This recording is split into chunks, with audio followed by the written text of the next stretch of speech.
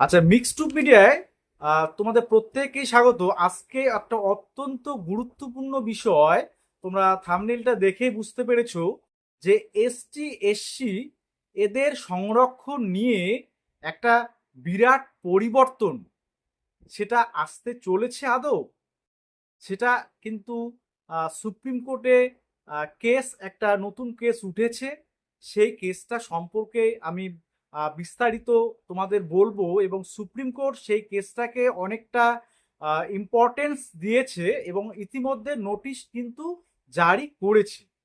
তো বিস্তারিত বিষয়টা আমি তোমাদের বলবো যে এই এসসি এসটি রিজার্ভেশনে কেউ কি তাহলে সুবিধাটা পাবে না, বা কারা পাবে বা কারা পাবে না, এরকম কোনো বিষয় রয়েছে কিনা সংরক্ষণের ক্ষেত্রে, বা সংরক্ষণ কমে যাবে কিনা, এই সমস্ত বিষয়গুলো নিয়েই আলোচনা, এবং কে যে কি মূল যে বিষয়বস্তু সেগুলো নিয়ে বলবো। ফার্স্ট টাইম ভিজিট করলে সাবস্ক্রাইব করবে আর ভিডিওটা প্রচুর শেয়ার করবে। দেখো, প্রথম কথা, কিছুদিন আগে উত্তরপ্রদেশের একজন বাসিন্দা রামশঙ্কর প্রজাপতি, তিনি সুপ্রিম কোর্টের, মহামান্য সুপ্রিম কোর্টের ডিভিশন বেঞ্চ, মহামান্য বিচারপতি সূর্যকান্ত এবং মহামান্য বিচারপতি জয়মাল্য বাগচি ডিভিশন বেঞ্চে একটা কেস ফাইল করেন।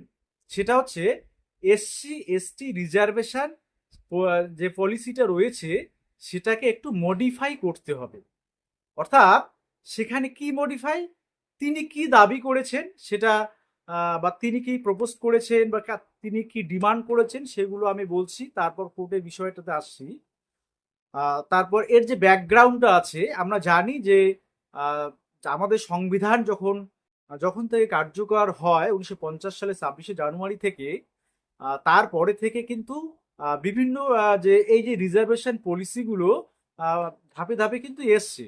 এসটি এসসি ওবিসি বা পিডাব্লিউডি ইডাব্লিউএস, অনেক ক্ষেত্রে কিন্তু সংরক্ষণ রয়েছে। তো এটা সংরক্ষণ যেহেতু একটা স্পর্শকাতর বিষয়, এটা নিয়ে যেহেতু একটা পলিটিক্যাল বিষয়ে জড়িয়ে থাকে, তো আমি সেই বিষয়গুলো এড়িয়ে যাচ্ছি, বা সেই বিষয়গুলোতে আমি কোনো কমেন্ট করব না। আমি জাস্ট কেজের বিষয়টাই তুলে ধরবো।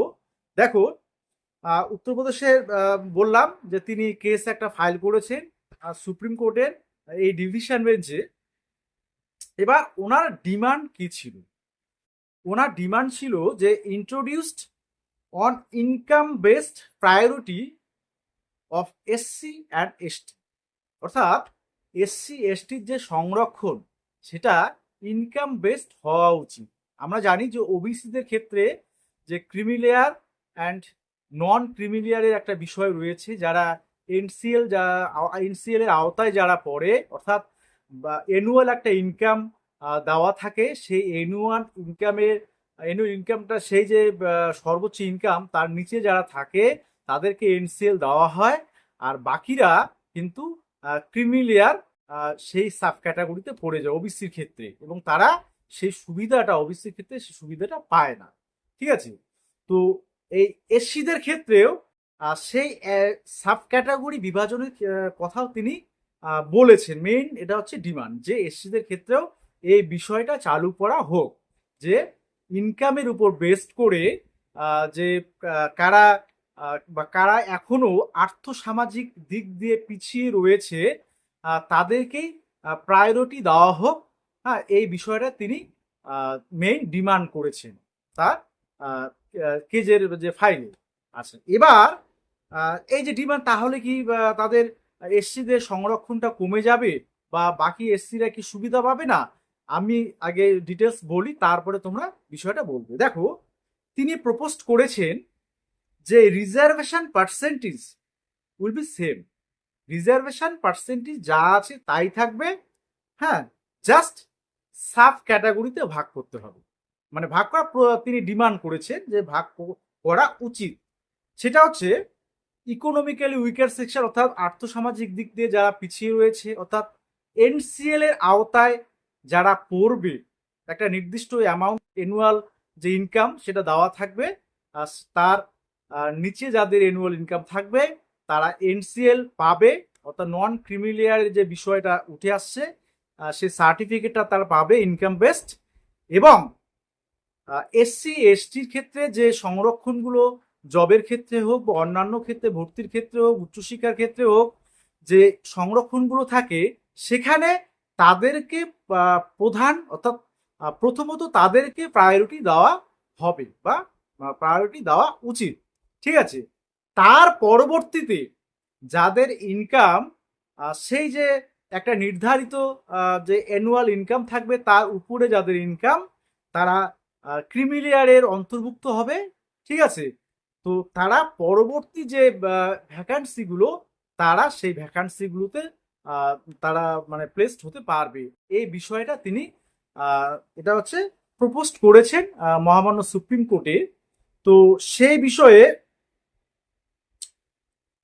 সুপ্রিম কোর্ট কিন্তু ইতিমধ্যে একটা নোটিশ জারি করেছে, সেটা হচ্ছে সেন্ট্রাল গভর্নমেন্টকে, যে সেন্ট্রাল গভর্নমেন্ট এই যে বিষয়টা এসসি এসটির বিষয়টা, সেটা এই যে প্রপোজালটা উনি দিয়েছেন বা এই যে সংরক্ষণের যে বিন্যাস অর্থাৎ সাব ক্যাটাগরিতে যে এসসি এসটিদের ভাগ করার বিষয়, সেটা কি আদৌ আপনাদের কি মত অর্থাৎ গভর্নমেন্টের কি মতামত, সেটা কিন্তু নিয়ে সুপ্রিম কোর্ট নোটিশ ইস্যু করেছে গভর্নমেন্টের উদ্দেশ্যে।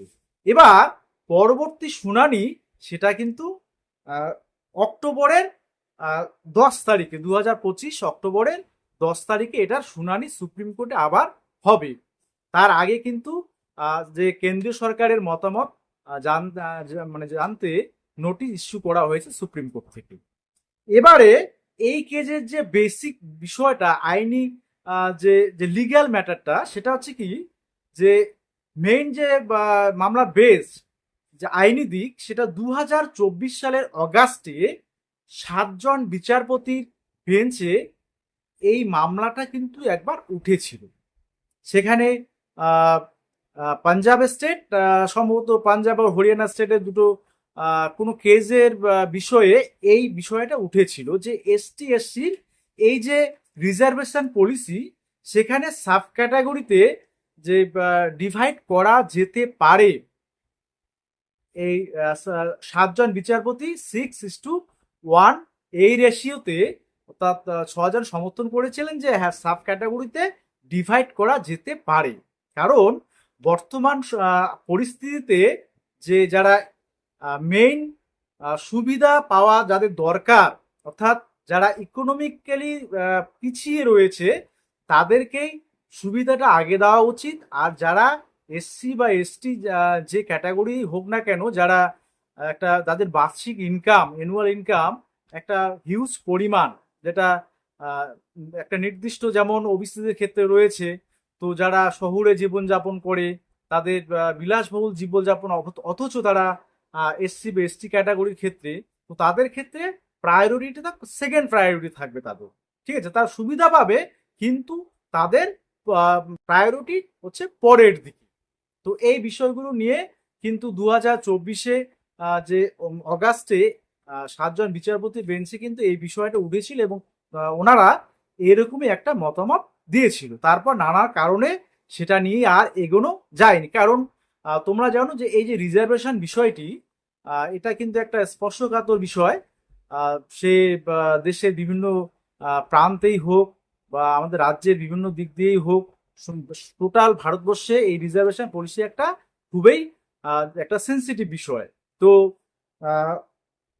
এই বিষয়ে যেহেতু সুপ্রিম কোর্টে পরবর্তী শুনানি রয়েছে অক্টোবরের 10 তারিখে, এবং সেন্ট্রাল সরকারের কি মতামত তারা কি দেন, যে আদৌ এই বিষয়টা এরকম করা যেতে পারে কি না, সেটা কিন্তু পরবর্তীতে আমরা জানতে পারবো। আপাতত কোনো সমস্যা নেই।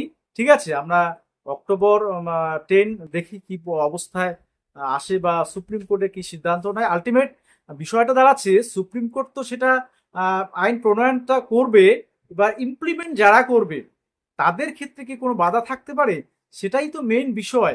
একটা জিনিস যে হাইকোর্ট বা সুপ্রিম কোর্ট পাস করে দিল, এবার সেটা ইমপ্লিমেন্ট করছে গভর্নমেন্ট, তো সেক্ষেত্রে কিন্তু একটা কনফ্লিক্টের বিষয় থেকে যায়। তো সেই বিষয়ে মতামত সুপ্রিম কোর্ট জানতে চেয়েছে, এবং আগামী অক্টোবর মাসে 10 তারিখে সেটার নেক্সট হিয়ারিং রয়েছে। তো এটাই ছিল এসটি এবং এসসির ক্ষেত্রে কেজের মেন বিষয়বস্তু। তো যদি কোথাও আমার ভুল হয়ে থাকে বলা, তাহলে অবশ্যই তোমরা সেটা জানাতে পারো। আমি কোনো বিতর্কের মধ্যে যাচ্ছি না যে এটা হওয়া উচিত বা উচিত নয়, এই সমস্ত কোনো মন্তব্যে যাচ্ছি না, কারণ একটা বিচারাধীন বিষয় এবং সেন্সিটিভ বিষয়। এই বিষয়টা নিয়ে কোর্ট, যেটা সুপ্রিম কোর্ট, মহামান্য সুপ্রিম কোর্ট যেটা বলবে আমাদের সেটাই মানতে হবে, বা এর বাইরে মানে ব্যক্তিগতভাবে আমার কিছু বলার নেই। সকলে ভালো থাকবে এবং সুস্থ থাকবে।